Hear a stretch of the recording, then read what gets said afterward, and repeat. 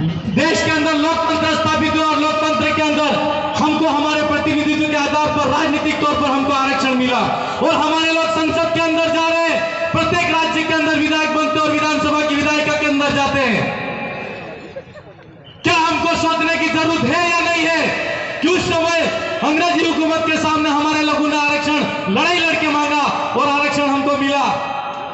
और आज मैं इस मंच के माध्यम से आपसे कहना चाहूंगा कि यह लड़ाई विधानसभा की सदन तक और संसद तक की लड़ाई तो है ही है, लेकिन इस गूंगी बहरी सरकार को अगर हमारे हक अधिकार के बारे में हम जब तक सड़क पर लड़ाई नहीं लड़ेंगे तो सरकार सुनने वाली नहीं है। इसलिए हमको सड़क पर भी आने की जरूरत पड़े तो आना पड़ेगा। मेरे भाई, आप सब अगर आरक्षण की पिछली पृष्ठभूमि के अंदर जाते हैं तो 1882 के अंदर पहली बार मांग हुई।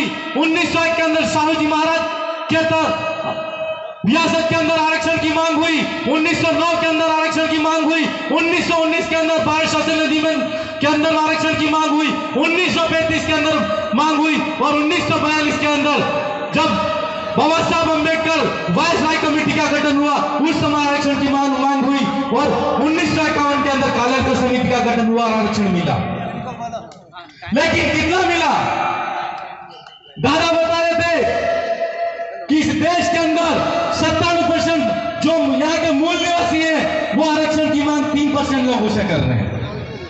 मैं ज्यादा बड़ी बात नहीं करूंगा, लेकिन इस मौके पर आपसे कहना चाहूंगा कि इस क्षेत्र के अंदर और इस इलाके को और इस राज्य की बात करें तो हम इस इलाके के अंदर संविधान की मूल भावना के अनुरूप आरक्षण की मांग कर रहे हैं। मैं सरकार को कहना चाहूंगा कि यह हमारी दूसरी रैली है और हमारी तीसरी रैली या हमारी जो कमेटी बैठेगी वो प्रस्तावित करेगी और तीसरी रैली होगी और चौथी रैली होगी और जरूरत पड़ेगी तो हम बदनलाल सरकार जयपुर तक भी जाना पड़े तो जयपुर जो हमारा सचिवालय है, मुख्यालय है, विधानसभा है, उसको भी घेरना पड़ेगा तो घेरेंगे कि नहीं घेरेंगे?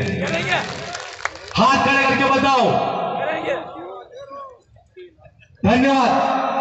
और हम लोगों को सोचने की जरूरत है, मात्र इस आरक्षण की बात नहीं है। आरक्षण के अंदर हम जाते हैं तो सरकारी सेवाओं के अंदर हमको प्रतिनिधित्व मिलेगा, लेकिन आप सब तमाम युवा साथियों से मैं कहना चाहूंगा, मेरे बड़े बुजुर्गों की जीवन तो निकल गया है, लेकिन मैं युवा साथियों से कहना चाहूंगा क्या सरकारी सेवा के अंदर हमारा कितना प्रतिनिधित्व है, हम व्यापार के अंदर हमारा कितना प्रतिनिधित्व है, चिकित्सा के अंदर हमारा कितना प्रतिनिधित्व है, भारत सरकार की जितनी नौकरियां उसके अंदर हमारा कितना प्रतिनिधित्व है। और हमको ये सोचना पड़ेगा, नेवी, इंडियन फोर्स और साथ जितने ब्यूरोक्रेसी है इस देश के अंदर उसके अंदर हमारा कितना प्रतिनिधित्व है और कितना आरक्षण है उसके बारे में जानकारी रखनी होगी। और हमको जितनी सरकारी जो परीक्षाएं आ रही है उनके अंदर आने वाले समय के अंदर तैयारी करनी होगी। मेरे भाइयों, यह लड़ाई विधानसभा के अंदर लड़ने वाला विधायक होगा, वो जनता की लड़ाई लड़ेगा, लेकिन मैं इस मौके पर कहना चाहूंगा यह प्रत्येक युवा की जिम्मेदारी है कि हमको किस क्षेत्र के अंदर हमको हमारा अधिकार है उसको स्थापित करना है। और आने वाले समय के अंदर हम अगर हमारा अस्तित्व स्थापित नहीं करेंगे तो हम जो कह रहे अभी दादा कह रहे थे कि थोड़ा किसको करते करते कुछ भी नहीं बचने वाला है।